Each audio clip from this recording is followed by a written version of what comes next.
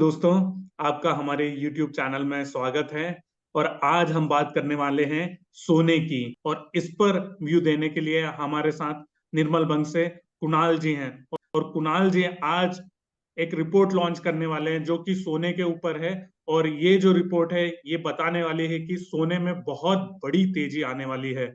और ये तेजी क्यों आएगी, कितनी तेजी आ सकती है और कब तक सोने में तेजी आएगी, इसके बारे में हम लोग कुणाल जी से बात करने वाले हैं। रिपोर्ट बनाई है सोने के ऊपर और जिसमें आप कह रहे हैं कि बहुत बड़ी तेजी आने वाली है।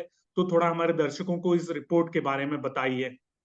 तो मुझे लग रहा है कि नेक्स्ट मैं डॉलर टर्म में बात करूंगा, क्योंकि रुपी टर्म में बहुत डिफिकल्ट है प्रेडिक्ट करना इंडियन रुपी क्या होगा वो इसके ऊपर। जब डॉलर नीचे आएगा तब इंडियन रुपी अप्रिशिएट होगा।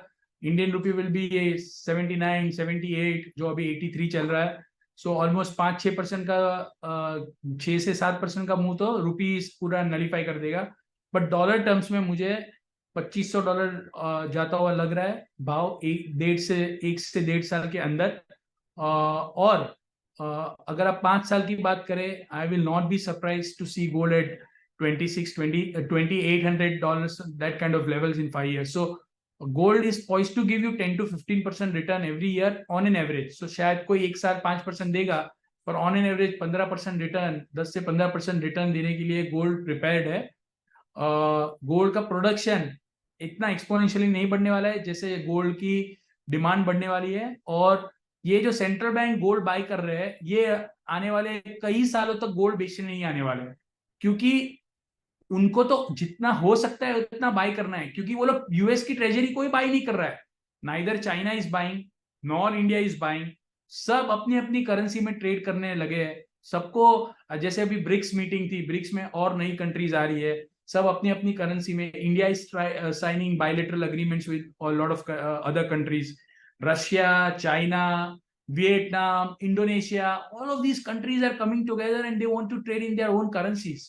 सो डॉलर का जो डी डॉलराइजेशन का जो थीम है, ये धीरे धीरे बढ़ता जाने वाला है. और अगर समझिए डॉलर इंडेक्स अभी 102 चल रहा है, फॉर एग्जांपल वो 80 हो जाता है, तो गोल्ड ऐसे ही $2500 आ जाएगा. आप gold is a direct, gold prices are denominated in dollar. और जब डॉलर की वैल्यू कम होती है तो कल उठ के डॉलर इंडेक्स का प्राइस भी नीचे आने वाला है.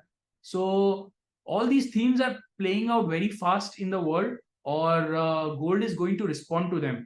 मैं टाइमिंग नहीं बता सकता हूँ, मैं टेक्निकल एनालिस्ट नहीं हूँ कि ये 1 महीने में होगा या 6 महीने में होगा.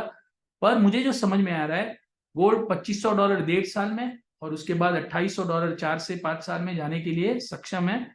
और ये जो तेजी है इसकी शुरुआत, ये नई बुल रन की तेजी की शुरुआत आने वाले 1-2 महीने 3 महीने में हो जाएगी, ऐसा मेरा रीडिंग है. करेंसी वाला जो मैटर है वो कैसे प्ले करेगा इसमें, क्या वो ये भी एक बड़ा कारण रहेगा तेजी के पीछे? Yes, one of the reasons. और इसी रीजन से central bank are buying gold, क्योंकि सबको मालूम है कि डॉलर का आगे जाके जो डायरेक्शनल व्यू है वो कमजोरी की तरफ ही रहने वाला है.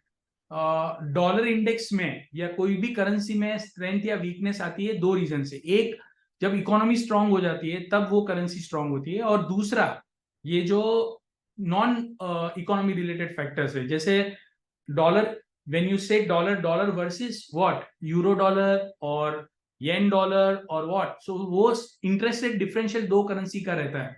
कल उठ के अगर जब यूएस रेट कट करना स्टार्ट करेगी या more and more de dollarization चालू होगा, सब लोग धीरे धीरे अपनी अपनी करेंसी पे ट्रेड करना चालू करेंगे, तो डॉलर का 1-1.5 साल 2 साल का अगर आप व्यू लेंगे तो वो कमजोरी का ही व्यू रहने वाला है. डॉलर इंडेक्स कमजोर रहने वाला है. अभी जैसे 99 मार के 104 हो गया, 105 हो गया, ऐसे बीच बीच में बाउंस आते रहेंगे, बट डायरेक्शनल व्यू नीचे का है. डॉलर इंडेक्स 115-120 नहीं जाने वाला है, वो नीचे पहले 95 जाएगा, 90 जाने वाला है. सो looking at all these factors, de-dollarization also will be one of the reasons why gold is must in your portfolio.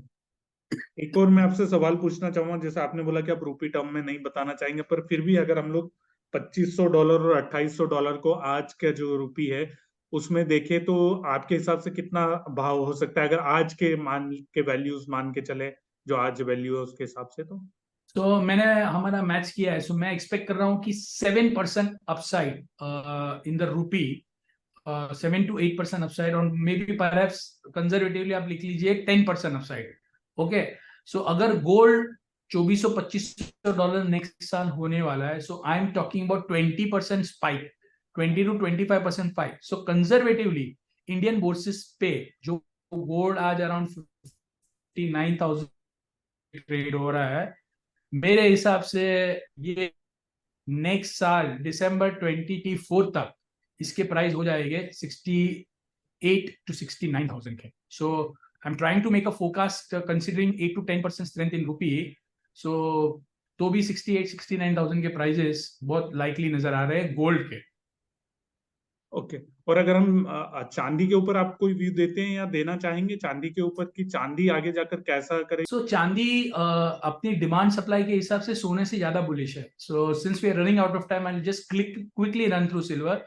सो हमने 2023 की स्टार्ट की थी 225 मिलियन आउंस की डेफिसिट के साथ सिल्वर में। 2023 का पूरे साल का प्रोडक्शन आएगा चांदी में 1280 मिलियन आउंस का। ओके, और अगर आप सामने सप्लाई की बात करें, सो माई सिल्वर की जो सप्लाई है दैट वुड बी रफली this year at 880 million ounce. 200 million ounce का स्क्रैप आएगा, तो भी 2023 दिसंबर तक सिल्वर की डेफिसिट रहेगी।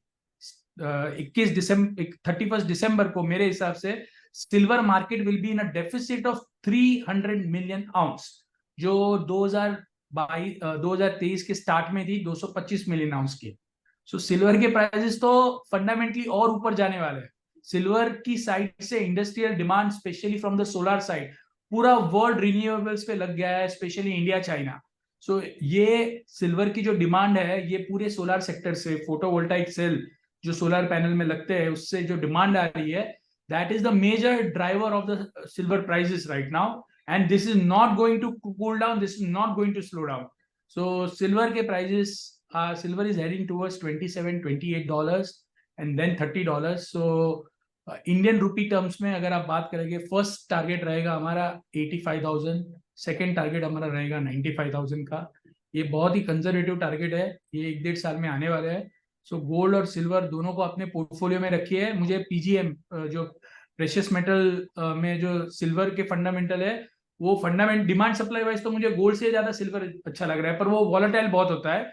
तो जब कभी करेक्शन आता है, सो मैं सभी दर्शकों को रिक्वेस्ट करूंगा ये दोनों कमोडिटी में अपनी पोजीशन बना के रखिए, और अगर हमारी फोकस राइट जाती है तो आपको फायदा मिलेगा, और अगर हमारी फोकस अगेंस्ट जाती है तो प्लीज, ये फ्यूचर्स मार्केट है, आपका एपेटाइट के हिसाब से आप स्टॉप लॉस भराइए। जो भी एपेटाइट है आपका, रिस्क एपेटाइट, आप वो हिसाब से अपने स्टॉप लॉस भरा के काम कीजिए, क्योंकि मैं आज एडवाइस देके यहाँ से चला जाऊंगा, बट जो भी वॉलेटिलिटी है वो आपको देखनी है। So please do not over leverage, do not over trade, and have a stop loss in place for yourself, but the trend is definitely bullish. तो जैसे दर्शकों, कुणाल भाई ने बोला कि आपको स्टॉप लॉस हमेशा लगा के रखनी चाहिए, क्योंकि कोई भी ट्रेड में चाहे बुलिश हो, चाहे नीचे आ रहा हो, चाहे ऊपर जा रहा हो, आपको स्टॉप लॉस जो है हमेशा रखना है, क्योंकि आपको उसमें बचना है। और ये कोई एक दिन का ट्रेड नहीं बता रहे, जो कुणाल भाई बोल रहे 3 से 5 साल का व्यू है, तो 3 से 5 साल में आपको समय भी और टाइमिंग भी देखने होंगे कि आपको कब इन्वेस्ट कर रहे हैं, कब कर रहे हैं। पर लॉन्ग टर्म जो है वो बहुत अच्छा है सोने और चांदी दोनों का, जैसा कि कुणाल भाई ने कहा। तो 5 साल का अगर आप या 3 साल का सोने और चांदी में अगर व्यू लेके चल रहे हैं तो इसको जरूर जरूर आप देखिए, क्योंकि आज के समय में जो सोना है वो सभी लोग, चाहे इमरजेंसी, चाहे कंट्री हो, चाहे आम आदमी हो, उनको इमरजेंसी में सिर्फ और सिर्फ सोना ही काम आता है, क्योंकि ये एक ऐसा एसेट है जिसको आप कभी भी जाके लिक्विडेट कर सकते हो। तो कुणाल भाई, थैंक यू, आपने इतनी बढ़िया जानकारी दी हमको और आप हमारे शो पे आए, और हम उम्मीद करेंगे कि आगे से हम आपको बार बार पकड़ के लेके आए और आपसे ज्यादा से ज्यादा हम अपने दर्शकों को जानकारी दे सके। Thank you so much. My pleasure. Thank you.